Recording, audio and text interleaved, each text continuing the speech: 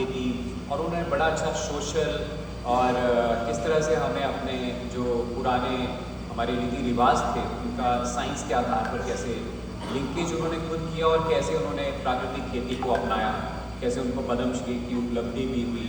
और हमारे बीच में पैनलिस्ट तो सारे के सारे बैठे हुए हैं, एक से एक, इन सबको के बारे में तो आप जानते ही हैं। भारत भूषण त्यागी जी हमारे साथ हैं, जो उनके बारे में तो ज़्यादा सबको ही पता है, पूरे देश को पता है। वो पद्मश्री भी हैं और साथ ही साथ वो एक एंटरप्रेन्योर भी हैं, प्रोसेसिंग यूनिट भी उनके पास है, वो रीजनल काउंसिल भी हैं, हमारी सर्टिफिकेशन का भी कार्य देखते हैं। पूरे देश में प्रचार प्रसार, अवेयरनेस, स्टेट गवर्नमेंट्स के साथ मिलके सब कुछ करते हैं, ट्रेनिंग देते हैं प्राकृतिक खेती के ऊपर, जैविक खेती के ऊपर, प्रमाणीकरण के ऊपर। और डॉक्टर मोहिंदर हमारे साथ में हैं पैनलिस्ट, जो इन्होंने एमएससी एग्रीकल्चर की है एग्रीकल्चर यूनिवर्सिटी पालमपुर से, और ये डिपार्टमेंट ऑफ एग्रीकल्चर को रिप्रेजेंट करते हैं। पूरे देश में डिपार्टमेंट ऑफ एग्रीकल्चर बहुत महत्वपूर्ण कड़ी है जो प्राकृतिक खेती और जैविक खेती को प्रचार प्रसार, नेटवर्किंग और धरातल पर उसको कैसे लेके आना है, स्कीम को फार्मर्स के साथ डील करते हैं ये बिल्कुल ग्राउंड लेवल पर। एग्रीकल्चर चाहे ऑर्गेनिक हो, प्राकृतिक हो, कोई भी हो, वो स्टेट सब्जेक्ट है। और इसीलिए हमारे बीच में जो पैनलिस्ट हैं, स्टेट डिपार्टमेंट ऑफ एग्रीकल्चर के जॉइंट डायरेक्टर डॉक्टर मोहिंदर बीच में विराजमान हैं। साइंस तो जानते ही जानते हैं, साथ में किसानों के साथ में कैसे स्कीम्स का कार्यान्वयन किया जाता है वो भी ये भली भांति करते हैं। और आपका बहुत बहुत स्वागत। और साथ में हमारे बीच में चंद्रकला जी हैं, उनके बारे में थोड़ा मैं आपको बता दूं, साइलेंट से दिख रही है, परंतु ये रीजनल काउंसिल, ये आंध्र प्रदेश से बिलोंग करती हैं, तेलंगाना आंध्र प्रदेश रीजन है जहाँ से ये ताल्लुक़ रखती हैं। और ये हमारी सेंटर फॉर सस्टेनेबल एग्रीकल्चर जो NCONF ऑथोराइज करता है रीजनल काउंसिल्स को प्रमाणीकरण करने के लिए, किसान भाइयों के साथ डायरेक्ट कनेक्टिविटी बनाने के लिए। सबसे मेन जो हमारी रीजनल काउंसिल है, जिसके सबसे ज़्यादा किसान उनके साथ जुड़े हुए हैं देश में, करीब 15-20 हज़ार लोकल ग्रुप के तो थे इनके पास पहले, अभी शायद 18-20 हज़ार हैं। और 70 हज़ार से लेके 1 लाख तक किसानों को ये देख रेख करते हैं, क्वालिटी एश्योरेंस प्रमाणीकरण की प्रक्रिया को चलाते हैं। चंद्रकला जी उसकी जनरल मैनेजर हैं उस सेंटर फॉर सस्टेनेबल एग्रीकल्चर की, जो हमारी रीजनल काउंसिल है।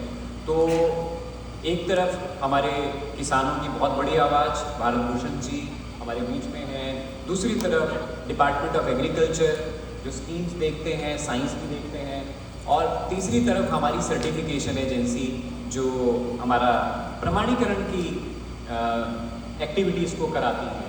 साथ ही साथ हमारी zonal councils, doctor Rajput, doctor Ajay Singh Rajput जो है, उनका 30 इयर्स का कैरियर हो गया यही प्रमाणिक ये जैविक खेती को, प्राकृतिक खेती को प्रमोट करना, हमारे संस्थान के जो मैंडेट्स हैं उसको किस तरह से इन्होंने अलग अलग देश के कोने में फैलाया है। उसी तरह से डॉक्टर VK वर्मा जी हैं जो हमारी जोनल काउंसिल है साउथ के लिए, 5-6 स्टेट जो साउथ की हैं उनको देखते हैं। मिड रीजन जो है, मध्य भारत जो है, वो डॉक्टर AS राजपूत जी देखते हैं। तो हमारे बीच में पूरा के पूरा कंसल्टेशन का एक पैनल बन चुका है जो कि बहुत रेलिवेंट है। अब हमें करना क्या है, बेसिकली ये पैनल क्यों हमने बनाया है यहाँ पर, इसलिए कि हम सेमिनार करते हैं, नेशनल सेमिनार होते रहते हैं हमारे, और हम लोग चर्चाएं करते नहीं हैं, कंसल्टेशन नहीं होती है, मंथन नहीं होता है। बेसिकली जब वो मंथन किया गया तभी तो ये सारी प्रकृति में चीज़ें, जो समुद्र मंथन हुआ था, मैं उसके ऊपर ज़्यादा नहीं करूँगा, बस इतना ही कहूँगा कि समुद्र मंथन की तरह ही आज हमें एक मंथन करना है। आज इस वक्त जब हम आज फर्स्ट डे जो हमारा नेशनल सेमिनार का, हमने इतने सारे वक्ताओं को सुना, देश से पूरे अलग अलग कोने से आए हुए थे, कोई साउथ से था, कोई आसाम से था, कोई हिमाचल से था, कोई मध्य प्रदेश से था, कोई छत्तीसगढ़ से, कोई उड़ीसा से, अलग अलग कोने कोने से सभी आए हैं। तो ये सभी जो हैं, इनकी चर्चाओं को हमने सुना एक तरफा, विज्ञान भी हमने देखा प्राकृतिक खेती का। तो अब जो है हमें करना क्या है, आज के सेमिनार का निष्कर्ष निकलेगा क्या, हमें किस तरफ चलना है, उसके ऊपर मंथन, वो कुछ प्रश्न मेरे मन में हैं जो कि मैं अपने पैनल के सामने डालना चाहूँगा, खुद के सामने भी। मैं भी पैनलिस्ट ही हूँ। जगत जी हमें मॉडरेट कर रहे हैं, तो जगत जी अब नीचे आप बैठ गए हैं, कोई बात नहीं, तो आप भी हमारे पैनल में से ही हैं। तो सबसे पहला क्वेश्चन हमारा ये निकलता है, प्रश्न ये उठता है पैनल के सामने कि हमारा ये जो पीजीएस इंडिया सर्टिफिकेशन है, जिसको national centre for organic and natural farming चलाता है यहाँ पर, उसका जो सर्टिफिकेशन का, हालांकि सर्टिफिकेशन हम कल चर्चा करेंगे विस्तार से, मार्केटिंग के ऊपर भी।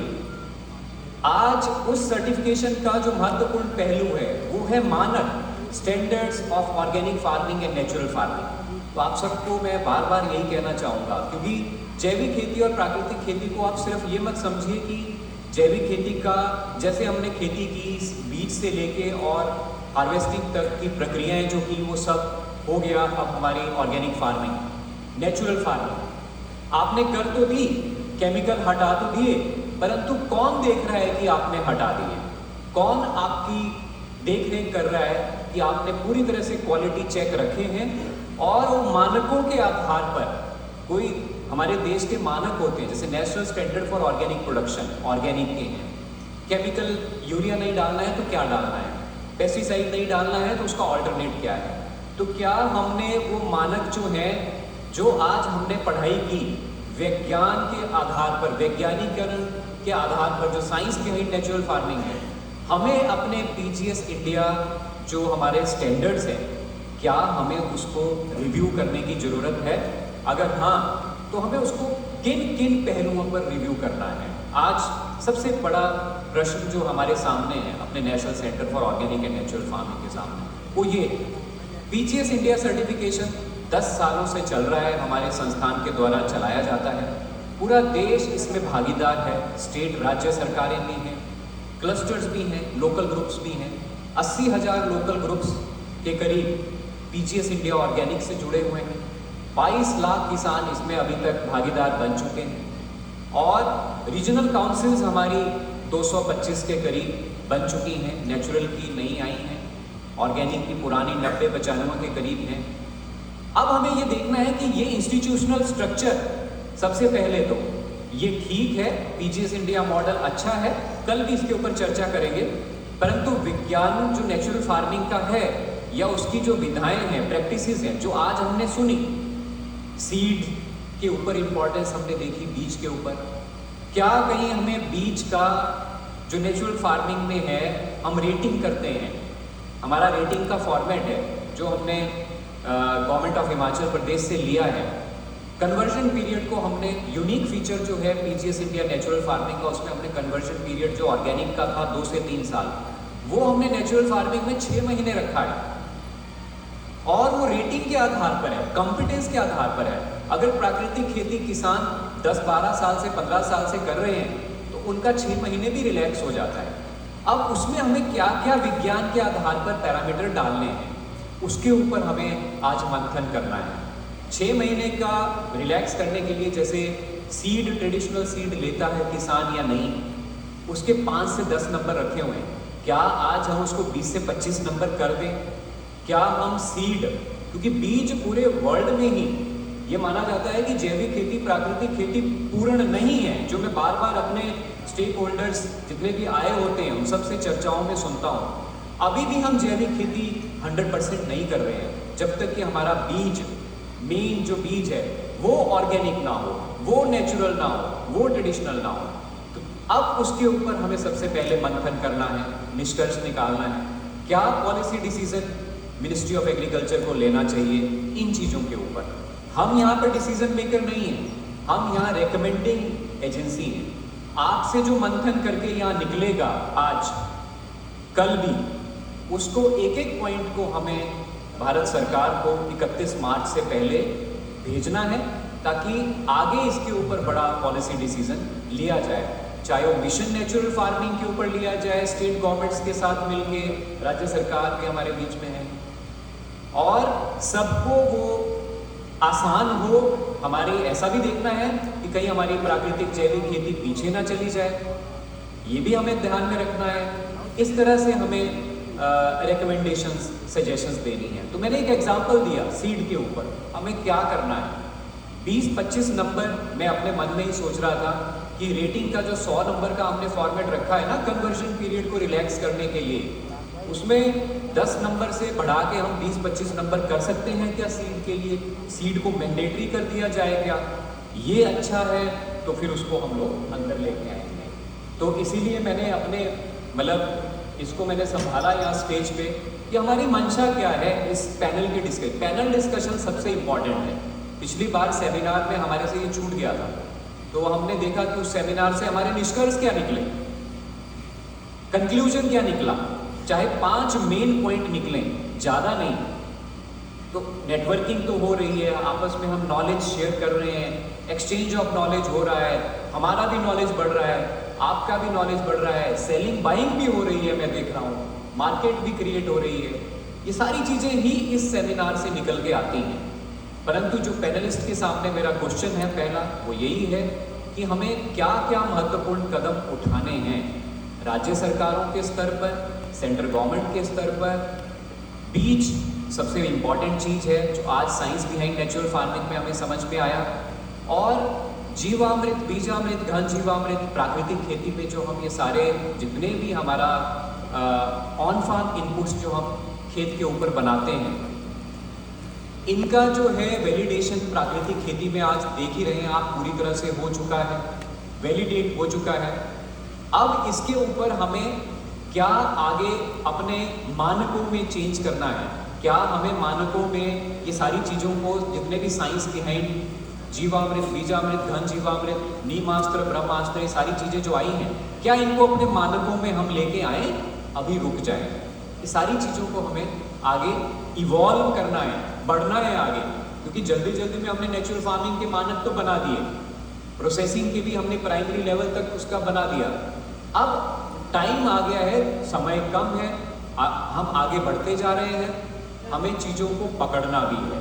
तो आप सबके सामने भी ये क्वेश्चन मैं रखता हूँ, ज़्यादा क्वेश्चन जितने आपके माइंड में होंगे उतना ही मंथन अच्छा होगा। तो बीज की बात मैं करने की कोशिश कर रहा हूँ। ऑन फार्म इनपुट्स में क्या गोपाल भाई सुतारिया जी से जो आज हमने गौ कृपा अमृत की बात की, क्या हमें उसको प्राकृतिक खेती के करिकुलम में लेके आना है कि नहीं? ये क्वेश्चन अब आपके सामने है, आप पैनलिस्ट के सामने हैं, कैसे लेके आना है। फिर हमें आगे जो हमने वाणी जो हमने देखा उनका मॉडल फार्म है, क्या हमें इस तरह के मॉडल फार्म हम तो अपने दिमाग में इमेजिन ही कर सकते हैं कि जैसे वाणी जो केरला से आई थी, रिस्पेक्टेड वाणी, कितना अच्छा आपका जो फार्म था, हम लोग तो उसको सपने में ही सोच सकते हैं, जस्ट इमेजिन कर सकते हैं कि इतना अच्छा एक मॉडल फार्म हो जिसके अंदर पॉन्ड भी है, एक्वाकल्चर भी हो रहा है, और उसमें आपके 15-20 टाइप की आप क्रॉप्स भी ले रही हैं, फ्रूट क्रॉप्स भी हैं, प्लांटेशन भी हैं, स्पाइसेस भी है, और उसमें आपने कुछ एरिया ऐसा भी रखा हुआ है फ्री जहाँ पर गायें भी चरे और साथ ही साथ आप वहाँ पर फ्री सोइंग भी कर पाएँ, मतलब खुले में स्प्रेड करके जो भी ग्रीन मैन्योरिंग करनी है, जो भी करना है आपको, जो भी अदर टाइप की क्रॉप लेनी है आसानी से मिनिमम टिलेज करके, और कुछ आप प्लैंड कल्टीवेशन भी कर रहे हैं। इतना अच्छा मॉडल। तो सीपीजी यूनिट भी है, सोलर भी है, ऐसा तो हम लोग सिर्फ इमेजिन ही कर सकते हैं। मैंने तो अभी तक प्रैक्टिकली देखा नहीं है इतना अच्छा मॉडल। हम वाणी के यहाँ जाके जरूर देखेंगे। थैंक यू वाणी, इतना अच्छा मॉडल लेने के लिए। अब हमें क्या मॉडल ऑर्गेनिक फार्म इस तरह से प्रमोट करने चाहिए ज़्यादा से ज़्यादा। उसके लिए हमें सरकार को किस तरह से यहाँ से सजेशंस देनी है। इस तरह के 2 से 4 एकड़ के मॉडल फार्म्स को प्रमोट करने के लिए कुछ नए सब स्कीम या पायलट स्कीम होनी चाहिए। तो वो किस तरह की रूपरेखा होनी चाहिए। भदौरिया जी मेरे साथ बात कर रहे थे सीड के ऊपर कि उनके पास एक बहुत अच्छा मॉडल है कि सीड के ऊपर कैसे state seed and certification agencies जो हैं हमारी, ऑर्गेनिक का भी सर्टिफिकेशन देख रही हैं, सीड सर्टिफिकेशन तो है ही है, स्टेट सीड सर्टिफिकेशन एजेंसी, उनको कैसे लेवरेज किया जाए, रोप इन किया जाए, और कैसे एफपीओ के यहाँ पर मैंडेटरी किया जाए कि वो सीड का नर्सरी बनाए। तो वो एक मॉडल जो है उन्होंने कमिटमेंट की है कि वो हमें सबमिट करेंगे, उसको भी हम कंक्लूजन के फॉर्म में डालेंगे। तो इस तरह की, अब मैं तो एक तरफ से ही बोल रहा हूँ, मैं चाहता हूँ कि ये चर्चा जो है मैंने फेंक दी है आपकी तरफ भी और आपकी तरफ भी, आप भी अपना मंथन कीजिए। कल तक इवनिंग तक यही चर्चा हम करते रहेंगे। हमें अपने नेचुरल फार्मिंग के स्टैंडर्ड्स, मानक, उनके अंदर क्या क्या नई चीज़ें डालनी है, कुछ अमेंड करने की, चेंज करने की ज़रूरत है तो वो भी, और पीजीएस इंडिया सर्टिफिकेशन सिस्टम को अगर हमें मॉडिफाई करना है तो कैसे करना है, क्योंकि हमारी रीजनल काउंसिल्स बहुत आई हुई हैं यहाँ पर। क्या क्या ज़रूरत है, कुछ चीज़ें हो सकता है हम कर रहे हों और आप लोग झेल रहे हों, क्या उसमें ज़रूरत है चेंज करने की, चाहे वो पीजीएस इंडिया सर्टिफिकेशन सिस्टम हो, चाहे हमारे मानक हों नेचुरल फार्मिंग के, ऑर्गेनिक फार्मिंग के। ये सारी चीज़ों के ऊपर अगर हम चर्चाएं करेंगे, पैनल डिस्कशन करेंगे, तो हमारा एक कंक्लूजन निकल के आएगा। तो सबसे पहले मैं, अब इस वक्त तक वार्म अप हो चुके होंगे हमारे पैनलिस्ट, जितनी देर तक मैंने थोड़ा बहुत इंडिकेशंस दिया, मेरे से भी अच्छे अच्छे जो, मैंने तो बहुत सिंपल से क्वेश्चन आप ही से सुन के इनके सामने रखे, हो सकता है इनके मन में और भी क्वेश्चंस हों। मैं ये नहीं कह रहा हूँ कि आप आंसर ही दीजिए, प्रॉब्लम्स को भी आप बोल सकते हैं कि ये एक बड़ी समस्या है, इसको हम कैसे डील करें। जैसे मैंने आपके सामने प्रॉब्लम्स ही रखी हैं ज़्यादा, तो पानी की जो बात है, वाटर कंजर्वेशन, नेचुरल रिसोर्सेज की कंजर्वेशन, हम लोग कैसे करें। अभी कल ही हम लोग, हमारी मिनिस्ट्री से हमें ये निर्देश आया कि ग्रीन मैन्यूरिंग को ज़्यादा से ज़्यादा प्रमोट किया जाए। हालांकि करते हैं ऑर्गेनिक फार्मिंग में, नेचुरल फार्मिंग में, परंतु ग्रीन मैन्यूरिंग जो हरी खाद की बात है, उसको हम प्रैक्टिकली और अच्छी शेप कैसे दें। आईसीआर ने बहुत अच्छे शोध कर रखे हैं इसके ऊपर, तो हम कैसे अपने मानकों में ग्रीन मैन्यूरिंग मैंडेटरी करें, क्रॉप रोटेशंस को और अच्छे से करवाएं। मानक इसलिए होते हैं कि हम लोग चीज़ों को जो चाहते हैं, सरकार का जो मंशा है और खेती के लिए भी वो अच्छी है, कॉस्ट ऑफ इनपुट भी उससे ठीक होगी और सेफ एंड हेल्दी फूड निकल के आएगा, जो हम ऑर्गेनिक एंड नेचुरल की बात करते हैं। तो उसके ऊपर हम मानकों को कैसे अच्छे से मॉडिफाई करें, चेंज करें, क्योंकि मानक आधारित जैविक और प्राकृतिक खेती की कम चर्चा की जाती है। हम ज़्यादा कैसे करनी है जैविक खेती, प्राकृतिक खेती खुद के लिए उगाने के लिए तो ठीक है, सर्टिफाई करके उसको कैसे मार्केट में लेके आना है, ये बहुत इंपॉर्टेंट है, बहुत महत्वपूर्ण है। कल हम प्रमाणीकरण और मार्केटिंग की भी बात करेंगे। सबसे पहले मैं आदरणीय हमारे भारत भूषण त्यागी जी से कहूँगा, आपको वो दे दीजिए ना, वो माइक है आपके पास।